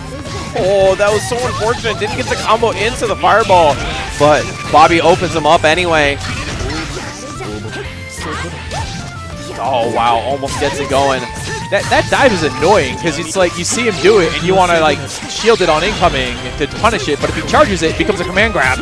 If you try to shield it then, you get grid broken and he does a ton of damage. Going with the veil off. Oh, charges it up, but just a little bit too early. Not a big punish from Bobby, but it is something. That was interesting. He did the DP and then chain shifted it, realizing that it had missed. There we go. 2-2-2-A. Scales the combo a little bit, but drops it anyway. Here we go. Gets thrown. He's got to find an opening here in the next 5 seconds. It's going to be a little difficult. Good break. He's going to try to run away. Actually gets clipped towards the second, but that's not enough. Bobby's feeling good about that, and he's going to move on. If that round was even 1 second longer, he would have lost it there. Yeah, definitely coming down to milliseconds towards the end there. But we got Bobby up next versus LPT in loser semis. Bobby playing really well so far. It feels like his Seth is really, really momentous when he gets the chance. But it's going to be interesting for him to play against a character like Byakuya, who is a momentum killer. Immediately, like once he gets the hit, he can slow down the pace so drastically. Or he can keep just going in on you. He could even do what he wants. Going in on you, definitely. He has the option to do either or. That's kind of the sign of French break games in general. It's every character in the game, even characters you think is like traditionally like heavy zoning characters, have strong pressure. Yeah, and what it does is that it actually balances the game in itself. Because if every character has really strong pressure or has strong universal options, that means that the differences between them end up being like really small set of tools. So characters like in this game are really well balanced between each other. Yeah, partially because everybody can shield, everybody can chain shift, everybody can veil off, everybody can assault. Especially, which is where you see a dude as big as Wallstein, like his ground run is really slow, but then he just flies at you with an assault. You're like, oh god. It gets a little scary, but then it's interesting how they manage to balance him out versus, because like Example Games, for example, they tend to let their grapplers run wild as well, but it doesn't work out as well. But that's another discussion for another time. We've got And we've got Bobby here versus LPT. Yeah, Bobby versus LPT. Byakuya versus Seth. This should be a good one here. LPT is really showing how good this character is. But Bobby's defense, you see all that shielding got him that grid, and he almost got 100 meter just to start off the game. But now, because he chain shifted so early, he's put himself at grid disadvantage. He's going to probably lose the next cycle. Yeah, there it is. Yeah. LPT getting opened up in the corner, not where he wants to be versus the Seth. Oh, gets hit by the slash on the way down, but doesn't complete the combo. Oh, he puts himself in the corner versus Byakuya. Man, I really wouldn't advise that. Is he going to spend the meter to web? No, not yet. Yeah. Tries to panic and get out of there, but Byakuya has a range to punish that. Interesting that he did the back teleport into. It's probably supposed to be some sort of an attack to keep going. Oh no, that didn't kill. Yeah, because fun thing when you grab somebody who's shielding, you not only grid break them, you do more damage. Yeah, and it's actually one of the reasons we say that shielding is very strong but really scary to use. And if you get grabbed out of a shield, it actually doubles the length of time you're grid broken in 10 seconds. It's a long time. It's almost a whole cycle. There you go. Finally peppering in some regular throws in there. Bobby's just been so good at opening them up with the mix-up instead.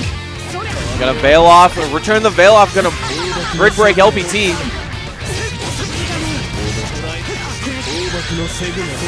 There you go, gonna set that ball up way where you can't see it. Oh, no break there on the yellow grab. There you go. Finally, LPT getting started in this game. Doesn't have the meter to keep it going, gonna chain shift, but just gets opened up afterward. Bobby keeping it going here in this first game. One thing I wonder if how much it matters in this matchup is the orbs that Seth sets out. When they activate, if they go across the screen and hit any orbs, they should clear those orbs out. But again, that's something that takes a while to activate, and of course Byakuya himself can just stick stuff out and clear them out himself. So it's kind of a interesting back and forth how these two characters' resources kind of interact. Oh no.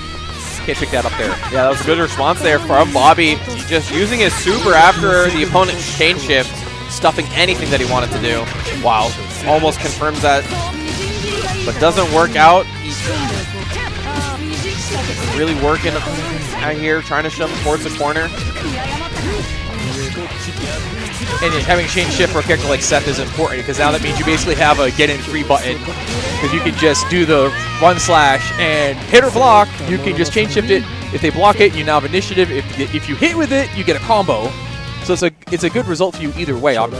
Even if they block it, you can now keep going and you're in, and you can do whatever you want to do, really. Yeah, it's actually really scary in terms of how much options this character has to get in. You really have to think about how that grid is affecting you in the matchup.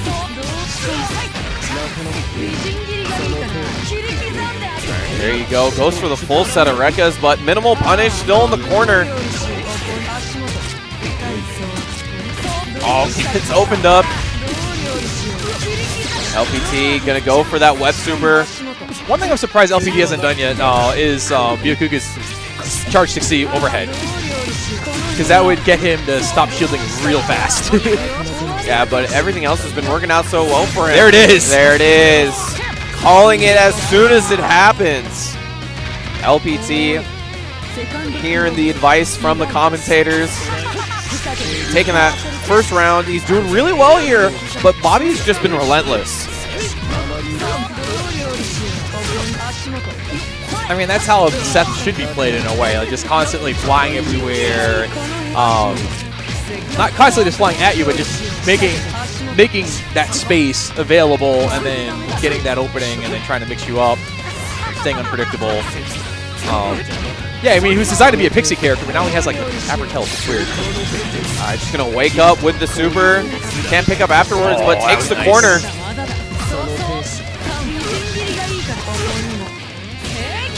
There you go. LPT's got a lot of meter to work with too, to see how he spends it. All right, goes for the web super, into the veil off, into the infinite worth, making sure that he's going to finish it off. And LPT going to take the first game. This is another 2 out of 3 though. So these guys are both fighting one more game to decide who moves on.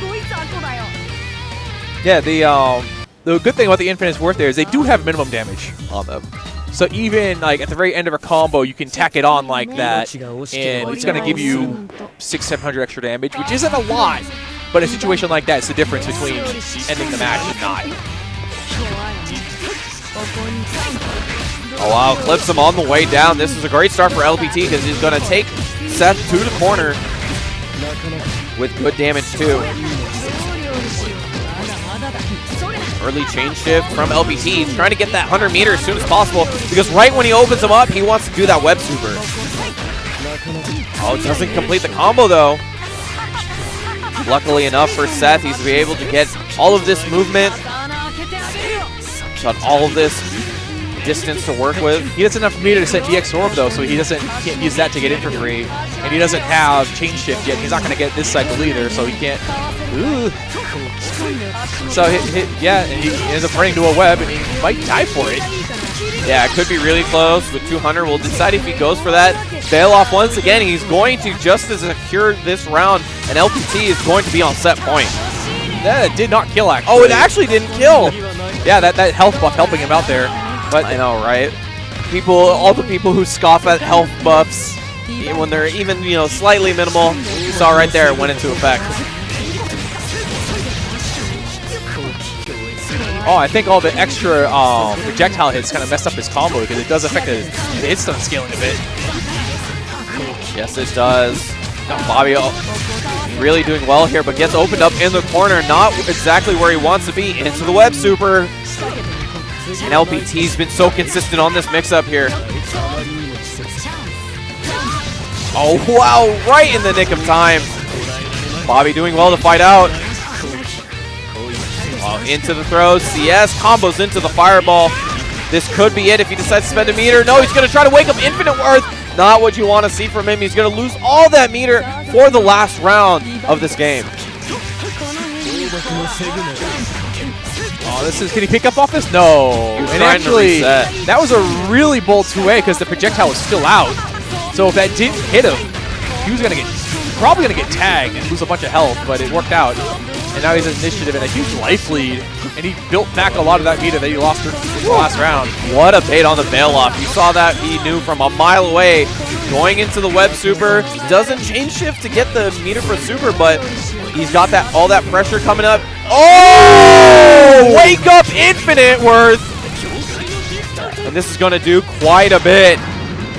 But now he has no resources and he is grid broken himself. But he just wakes up with the running C.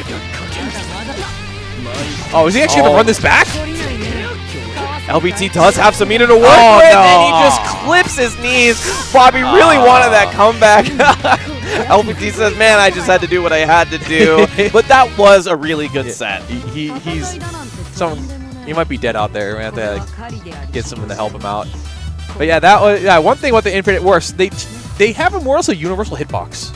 And it tends to be a lot higher vertically than I think people realize initially. Like that whole vertical spark. It's not just for show. It's also like a big recognition of where he can hit. But that's a very bold bet because one of the restrictions they put on is if it doesn't kill, you grid break yourself. Yeah. So now he had to fight for like the next 10 seconds with no assault, no shield. And he almost made it work. He almost made it work. I mean, he just, after the Infinite Worth, he just ran up with that running C. I mean, Bobby's really takes all of his tools into consideration. You might think it's a little bit wonky at times, but he definitely has ideas. Well, I think in a situation like that, you have to be bold because you're at disadvantage. Yeah. You're at low on life. You almost have to go out. You have to do something to win the round at that point. Yeah, and that Infinite Worth was the start of something beautiful, but not quite. All right. So we now have, we got LPT versus Chris L.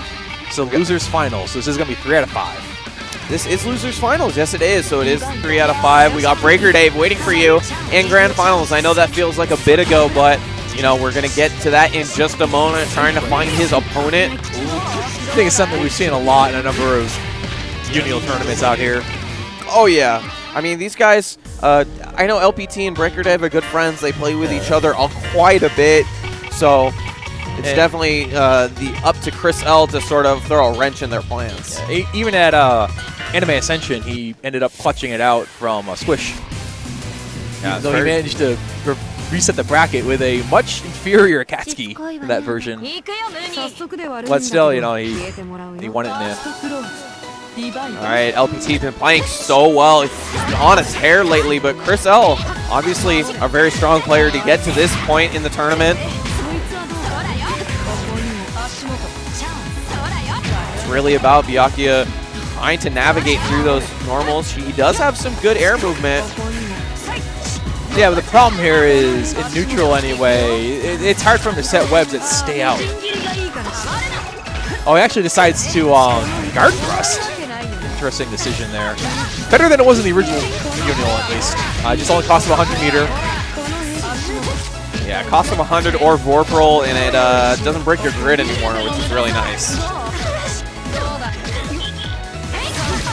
Ooh, slick jump in. Oh, what a chain shift into the DP super. Switches the situation. Just goes for a regular throw afterwards.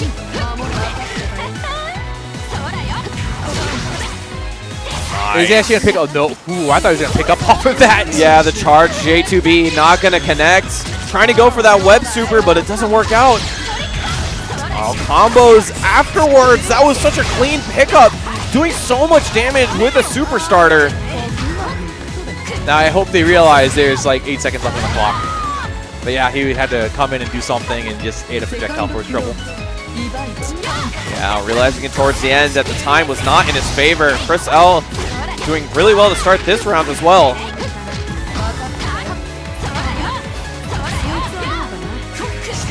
And you see LPT is really using all of his air options just to get around the buttons and the fireballs of Chris L.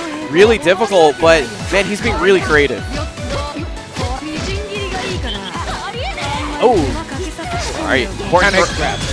Important throw in the corner because now he's going to get this set up. He also has Vorpal that he just spent. Grid breaks Chris L, but doesn't pick up afterwards. No grid is a big deal, though. And he can just keep doing whatever he wants because he can't shield it. He's not going to assault out over grab or anything. Yeah, so he's going to give Vorpal one more time, actually. What's the setup? We got some webs. Nice, jumps into it. I thought there was going to be a guard break setup. Yeah. All right, goes for all three Rekkas, but keeps it safe with the chain shift. Gets thrown afterwards. Got Vorpal again. And man, that helped him out so much in that set, just constantly being able to get Vorpal. I was going to say that I thought that chain shift was really suspicious, but then he immediately went for the grab, which took away two of Chris L's grid blocks, which then gave him the advantage there. So the sequence actually worked out really well for him. Yeah, and you can really see how important grid is with a round like that. Chris L now has the offensive, and both of them have 200 meter. This could get explosive in an instant.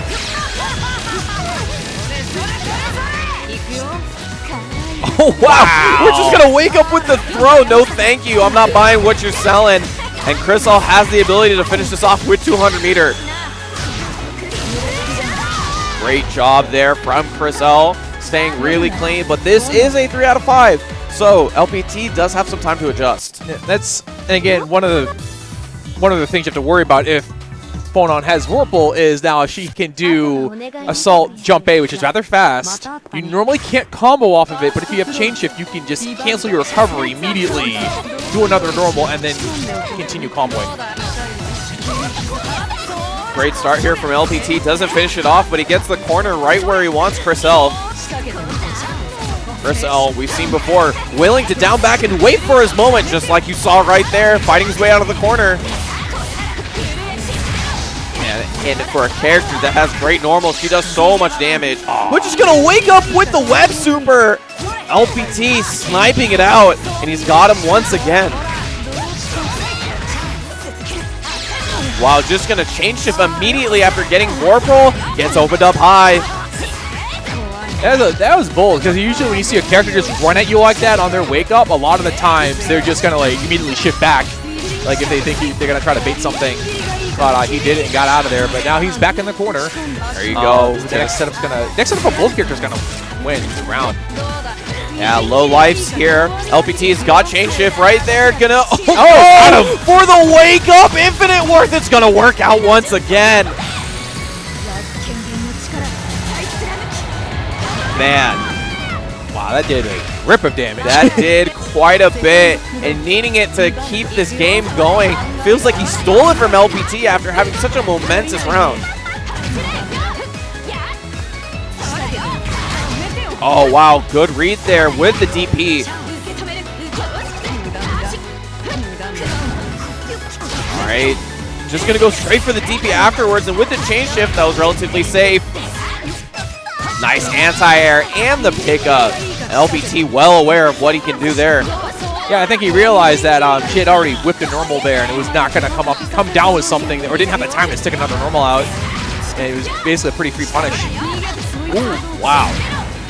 Like we were saying before, LPT just has such a creative way of moving around with his character, but Kfl seems like he's always prepared. And LPT has a lot of resources here. He decides to burn a lot of them to get out of that situation, but he's still at 200 meters. This is going to be death. Yeah, and he grid breaks too. He's going to do that web super into Veil off. And especially he just got chain shift back, so he's going to... All right, there you go. And he chain shift as well, so he gets a little bit of meter back. Not as much as he wanted, but it is something. I'm surprised he didn't sit on that for at least a little bit longer and try to push it, but it wouldn't have been a ton of meter if he dropped it. It would look really stupid. Yeah, he probably lost, what, like 20, 30 meter most? Yeah. It was still a really good optimization there, even if he didn't get it completely. All right, Trey going to work in the favor of Kfl. He's able to pick it up afterwards, but doesn't get a complete combo. Nice. Got him in the corner. Phonon does a lot of damage here. Gonna wake up Veil off just to try to get out of the corner here. LPT's gonna try to save this game. Doesn't want to go 2-0. This is a pivotal round here. Oh, nice. There you go. Coast to coast. Doesn't have any meter to do a super. Great blocks from Kfl. That's it, yeah. Just a well-placed 2C there to take game 2. So he's out 2-0. Down 2-0. That was really pivotal for Kfl to get a healthy life lead, but you know, we haven't seen a 3-0 reversal yet. It feels like momentum really stays in the favor of the man who's in at front. But we saw people run it back from down 1 game, but that's different from coming back from 2 games. Just a lot harder, especially. It's not like you're playing a paper bag up there. Yeah, definitely. So they're still playing for a reason. Definitely playing. LPT trying to get into grand finals here. Chris is only 1 away from getting into grand finals, trying to face off against Breaker Dave once again. Do you think either of these guys are gonna who would have a better chance against Breaker Dave in grand finals? Especially since they're coming out of losers bracket. It's gonna be tough either way. But if Kfl keeps this up, I feel like the momentum could give him the edge. I mean, we see that a lot. That's actually why the F2C in general has shifted the tournaments from going winners, losers, grand to winners, losers, semis, losers, winner, loser finals, and then grand finals. It gives the person in losers another opportunity to fight against that 6 wins that you need. But Kfl, man, I mean, even though every one of these games have been a battle back and forth, he's been able to clutch it out game after game. Although that was a really well-positioned jump normal from LPT there. Just like perfectly spaced to catch her trying to do something. Got him in the corner once again. Kfl doing really well to defend here, and look at all that grit he has. I was gonna say, but you can just keep going. He definitely is one of those players who adapts between rounds. We mentioned how yesterday against speed kicks. Sorry about that. No worries. And that time is coming to the very end. Jump back Rekka is going to do the trick. In a situation like that, you can give him all the grit in the world, and it doesn't matter because there's like 8 seconds left. I guess the worst thing that can happen is you're gifting him a bunch of meter for the next round. But generally, you don't worry about stuff like that if you can steal you're okay with that trade if you can take the round. Yeah, definitely. LPT is in a familiar situation, though. Good break. We've seen people fall succumb to matchup or to that mix-up constantly, and he's going to just start the blender once again. Oh, he's trying to veil off, but he was too far. LPT probably going to finish it off there with the amount of meter he has, a chain shift to help him out as well. He's going to, and then do the web, yeah, and veil off, and and so on and so forth. You've seen this movie before. And LPT finally getting on the board. Yeah, so he actually optimized it more for the meter there, but it didn't matter at all because she's beyond dead. So now LPT is on 2-1.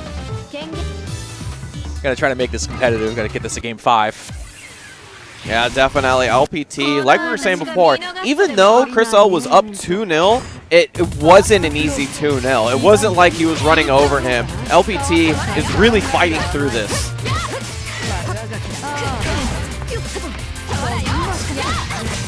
There you go, good pickup with the 4B.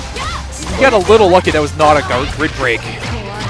But he's still stuck in the corner here. Has life disadvantage. Photon just doing frame trap after frame trap. It's hard.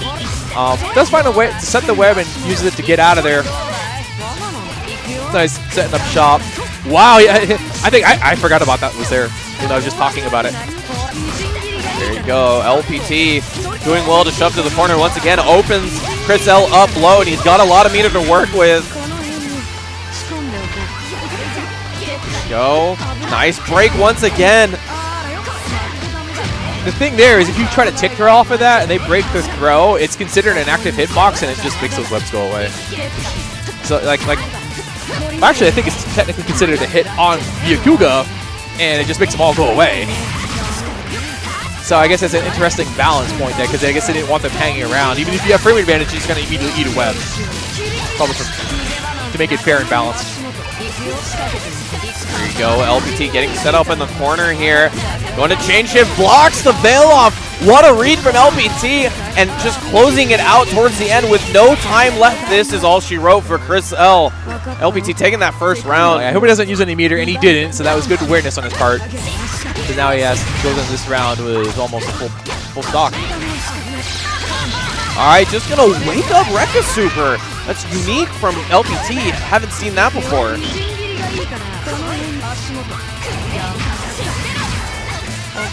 Interesting little sequence there. I think he's like, I'm not sure if he's trying to bait something there because he like 2A, set the web, and just got out of there. Yeah, but LPT gonna wake up Super once again. This time the webs, and he's not gonna build enough meter to get another web Super, but he does have Vorpal to work with. Chain shifts. I'm wondering if Chris L should be more aggressive with shielding here because he hasn't really. I mean, he's been salty from time to time, but he also hasn't done the charge overhead, and that's Byakuga's only real overhead option to deal with that. Yeah, we saw LPT actually just saving it for when he really, really needs it. It's a really good idea because he's been consistently opening up his opponent, but that was a great snipe from Chris L, using the far DP in order to get Byakuya out of the air. Chris L is now on set point. Kind of a awkward pickup there, missed it. That's life. Oh, that's a big grid break with all that meter. He's got to weather the storm, see if he can. He's doing a good job of it so far. Blocks the overhead. He's actually free now. Oh, because the thing is, when you're grid broken, your shield button still works. Instead of giving you grid meter, it reduces your grid break time. So that's why he was able to get out of there so quickly. Definitely. So the game still wants you to try to shield normals even when you're grid broken. All right, this is a really scary situation for Chris L. With all that meter, LPT can make this a quick round here, trying to continue on. Chris L trying to get into that grand finals, but LPT has something to say about it. Oh, anti-air nice force function. One of the juice starters for Phonon. All right, good chain shift into the Rekka Super. Oh, baits the veil off, but doesn't pick it up fully. Yeah, he got a little too far in front of that, ended up air hitting her. But it doesn't matter much. He realized the mistake, cleaned it up, and now we are 2-2. Yeah, 2-2 for these guys. LPT, man, like we were saying before, every one of these games is razor thin. It could have been a different story on 1 or 2 decisions every game, but now we're going to the final one to see who decides the match between Breaker Dave and one of these winners. I can't lie that Photon's threat animation is one of the best animations in the game. I never get tired of seeing it. It's pretty good. They did really well with this character. I think they really enjoyed animating this character in general. I think it's true with a lot of this game in general. There's a lot of love that French Bread's put into it over the years. All right, return Bailoff just to grid break him. A little bit too far to clip with the DP. What a pickup! Off the air fireball. Chris L knew exactly what he needed to get that, and now he is at set point. Oh, yeah, I think was that a force function that's just a little late? Or he tried to anti-air that and it didn't work out, now he's stuck in the corner. There you go, and he's going to win the grid battle here. Scary situation. Chris L willing to down back, but you know, can only last for so long. Great job to fight out. A lot of patience. Yeah, that's been the highlight of Chris L. Been the reason why he's been gotten so far in this tournament. I'm not gonna lie, after seeing those like half-screen shields there, I'd have accepted the 2-2C right on the spot. Be like, stop that. Yeah, he hasn't gone to that a little bit more, maybe saving it. We see that both these guys definitely keep some little things in their pockets. And this should be the end of it, going into the Rekka Super, and has so many hits, it's hard to scale. LPT. Final round, final game, let's go. Winner going into grand finals here. Good start from LPT, even though he's dropped it, he's shoving him towards the corner. He got a little lucky there with the web catching her out of that, but now he's in total control here. He actually might be able to kill. He has all the things that he needs to, but he's going to go for the setup instead, unsure if that will actually finish off. Wake up Bailoff, giving himself another lease at life. He's got a long road ahead here, but Phonon does have the tools to do it. Oh, good block on the overhead. Blocked his way all the way to the opposite corner. Okay, only a throw out of it, not the worst thing. But that's gonna mean he's got a ton of grid here. Oh wow, he just waited for that 2C and just blew through it then to win the set. So it'll be LPT playing against Breaker Dave in grand finals. LPT, just a happy dude in general, is now in grand finals. Really like his play there, fighting back all the way from 2-0. And you were talking about how people didn't run it back from 0-2. Man, I was talking about it, but he proved me wrong. I thought it was really difficult, and I think it was still. I mean, no, it was still all the way up until like that final round. It was pretty close. Yeah, definitely. And it was like we were talking a second ago. It feels like every one of those rounds could be decided on just one decision, one mix-up. These guys were back and forth constantly, so great job to Chris L. He had a fantastic showing, and I loved commentating his games. Finishing third now, but now we've got a grand final set, 3 to 10 more games. I hope it goes to full 10. I just want to see more Unial. I love watching this game, so I agree as well. But we're going to take a quick break before grand finals. We'll be right back with UNIST grand finals at SCR2017. Don't go away.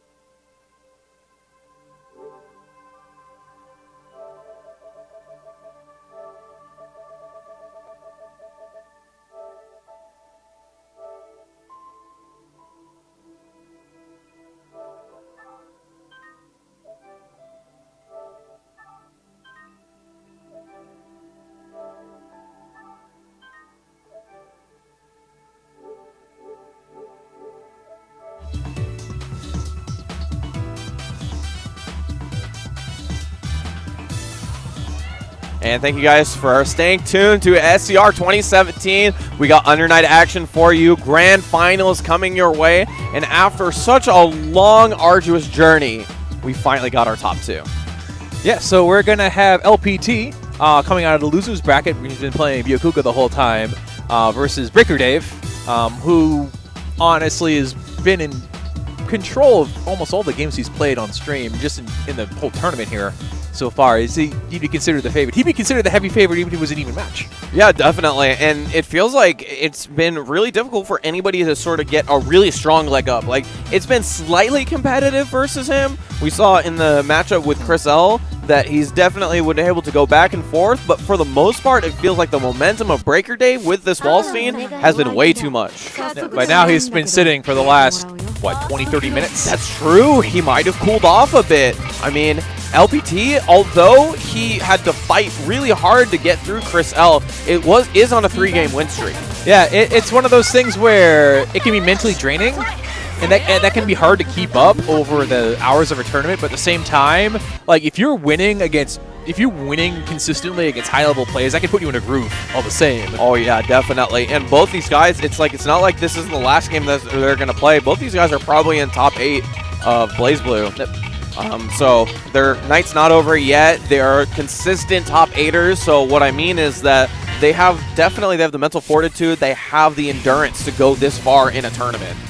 People often like, oh, endurance playing video games. I'm like, you try sitting down playing for like 13 hours at a time. It's not a physical thing. It's a mental thing. When you have to make so many decisions over and over and over and over again, it gets daunting. And that's why you rarely see new people in top 8 ever win the tournament. It's because that mental fortitude hasn't been practiced.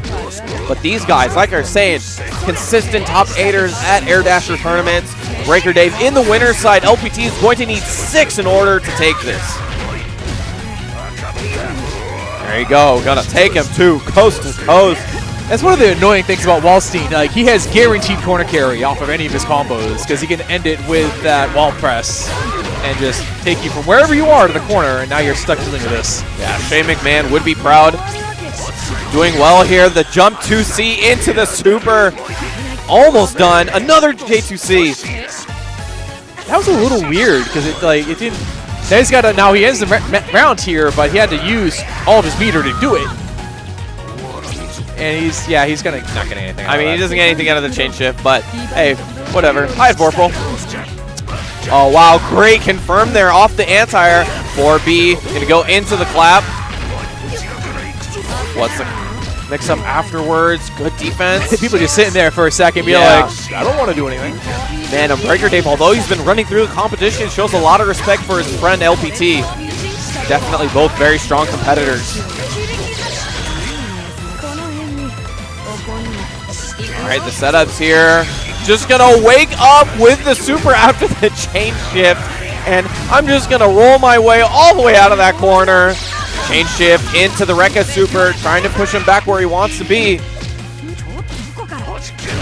Normal grab puts him in the corner. Like, that was actually smart because it actually position switched. But then LPT decided to bail off on the spot. I'm wondering if they made those a little faster in this version because it seems like they hit far more frequently than they used to. Definitely. And LPT doing well. He's going to return the veil off.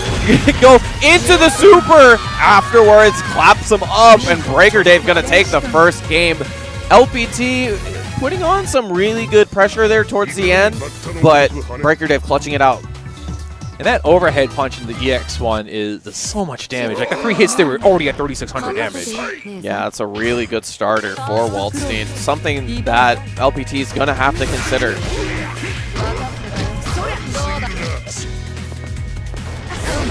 Oh, wow. Good anti-air there. Too far to pick something up, but the J6C is going to carry him all the way.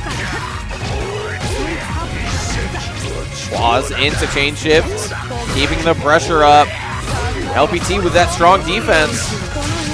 Yeah, manages to shield air normal there. He doesn't get a punish off it, but he does get initiative at least, and now he's doing a combo, putting him in the corner, so it worked out very well. Yeah, he's going to get the web setups. He's also got the Vorpal, so this is going to be a good situation. He's going to use the chain shift early because he was trying to get 100% meter to reset the situation, going into that web super once again, but just a little bit short. Yeah, it's kind of, he tried to tick throw with the 2A, with the 5A there, but he actually got hit by it, causing it to be a gold throw, and he broke it. He's still stuck in the corner though, so bad. Bit of a weird concentration there. Marino goes with the J2C into the command grab super, taking him back where he was a second ago. Into the overhead. Nice job. Gonna go for the Rekka super once again, using it a little bit more now after LPT saying that it's quite a good reversal tool. All right, pick up into the 4B, claps him up. Nice, and gonna go wake up in the veil off, put him towards the corner, and with no grid, jumps out away from the super command grab. All right, trade in neither of their favors, but Walsey with the life lead. I think Breaker Dave will be okay with that. One thing. Oh, no! Air grab. He's gonna pick it up into the super. Oh, he dropped it. First time we've seen that from Breaker Dave. Good reactions. He's gonna take the first game, or second round of this second game.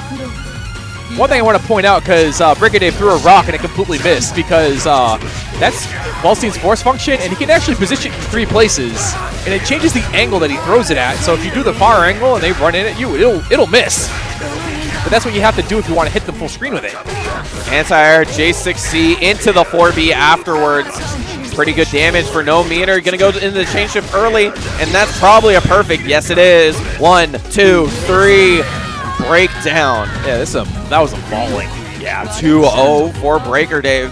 And LPT, we feel like he's doing pretty well, but it's not good enough. Especially when you have those rounds where you just get jobbed. Yeah, you just sometimes get wall-stained. And he's just really struggling to find any sort of answer. I mean, that kind of happened. Like, it feels like I've seen more perfects on a per-game basis in Unial than I've seen in any other fighting game.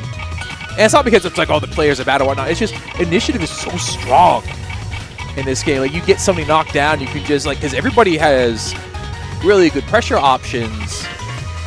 And if you can just keep hitting, like, keep opening them up, it's hard to, especially because then they get the advantage. They get Vorpal, they get more damage, they get chain shift. It just becomes a snowball effect. There you go. Goes into the clap afterwards. Breaker Dave starting off where he left in the second game. Good life lead. Oh, nice. Doesn't combo into the 4B, unfortunately. LPT won't be too mad about that, but he's not happy about getting opened up once again. Breaker Dave working on a perfect once again. All right, gonna change shift just to get himself a bit of meter. Wow. He's going to trade and cross under. I'm surprised that Yakuga won that there. That was a really bizarrely placed, was that 2B? Seems like it. Yeah, moving on here, gets a guard break.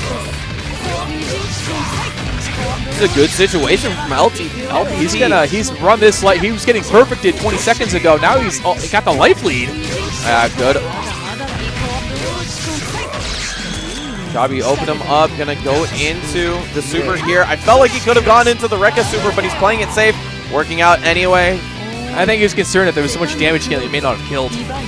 But the good thing about Byakuya's Rekka super is that it has so many hits involved. It doesn't scale that much when it gets to the minimum. Either way. No, oh no! That's a great anti-air, and it's a great starter. He's not gonna get much off it, but it is a bit of damage for what it's worth. Oh, he's trying to punish the whiff normal, but was just a little bit too far. Great idea, but not going to work out for him. Going into the command grab afterwards. Got him in the corner. Empty assault. Command grab going to go into the chain shift. He does have too much meter, but drops the combo a little bit early. He tried to super. He gets hit out of it. He's still way behind on life. One hit's going to end it, yeah. Yeah, and the double overhead is going to do the trick. Breaker Dave is now on match point to take SCR2017. Jump back normal. Once again, it's so hard to deal with. I was going to say LPT's getting pushed in the corner, but he finds a space to hit that 5C, and now he's position swapped and got... Oops. I think he was surprised as I was. It's like, wait, what happened? And it's like, oh, it wasn't the super he thought it was, so we actually hit him out of it, but didn't continue. But he just got to pick it up from here. All right, just uses the clap super. No harm, no foul there, but Breaker Dave still working away to shove LPT in the corner. J2C chain shift. This is exactly what he wants. Breaker Dave trying to end this before LPT is able to switch the situation. Opens him up once again. Oh, wow, whiffs the claw. And this is great for LPT. He's able to corner switch. He's going to go into the web super. Going to get that set up. Oh, chain shift into super, command grab, and I don't know if this is going to kill, but it's going to get very, very, very close. LPT chain shift, a little bit too far. Oh, there it is. Jump normal is going to take it. Breaker Dave is your SCR2017 Under-Night In-Birth ST champion. Congratulations to Breaker Dave for winning the tournament. LPT in second, Chris L in third. Yeah, definitely. Great tournament from these guys. Breaker Dave was just undoubtedly the strongest player here and really showed it with that fantastic walled play. And was really a treat to see how well he played today. I mean, it was really thinking about how the character got nerfed and is still just well put together as a character. And he had the strength and the fortitude to really just get through his opponents. Every time the situation got switched, it wasn't a big deal. Breaker Dave was able to continue going, and just what a strong tournament player. Congrats to him. Yep. I'm actually curious to see how he would do against some of the other strong players that weren't here. Yeah, definitely. I mean, we do have a bit of a segmented community this weekend, but nonetheless, we have a lot of great players that went out to both tournaments, and it's really great to see this much UNIL, UNIST action in one weekend. I mean, it's truly a blessing, I think, because this game kind of doesn't get the limelight because it only has the Japanese release at the moment. But there's your winner here, holding it up high, your UNIST champion at SCR 2017, LPT, and Chris L behind him getting second and third. Great showing to all of them, honestly. It had a great tournament. Yeah, I hope this game gets supported at other events. I actually think the game has a bigger following in the U.S. than I think many people realize. Yes, it does. You know, we actually had, well, I think 32 people out here on relatively short notice. The game's not even out in the U.S. yet. It's supposed to be coming out in the next couple of months before the end of the year. They haven't announced an official date yet beyond that. But yeah, the game was actually rather strong when it came out initially. I hope it gets picked up at more events. What we do have, Anime Ascension just got announced here at SCR 2017. Yep. That's going to be March 31st and April 1st. So that's a while from now, but I guarantee you Under Night is going to be there. Yep. So you're going to see a lot of guys pick up this game because it does come out towards the end of this year for a U.S. release, and a lot more people are going to pick it up for the console when it's out here in the U.S., and you're going to see some really, really strong play from the American scene. Yeah, and it was even one of the bigger tournaments last year when it was still just UNIO. Several years after that game came out, you know, after the arcade version got revised. So I think there's still people who enjoy the game and want to play it, and hopefully you can get some more support, not just at tournaments like Otaku or Anime Ascension, but like bigger regional tournaments like SCR. Yeah, we appreciate the support from our developers and everything like that. Aksys put in $2,500 added to the pot. Actually, that was for, I apologize. It's for all three games that they've run here. It was $500 for UNIST. Yeah, so we really appreciate that. Thank you for supporting the games that we love so very much. On that note, we do have one more game that we really do love. Blaze Blue is up next here. Definitely just getting a check here from my producer. And so I appreciate you guys tuning in all the way through UNIST. Yep. Stay tuned for a little bit longer for Blaze Blue. I'm Sammy Fish. And I'm Kumbo. Thank you guys for tuning in. We'll be back in just a moment. Stay tuned.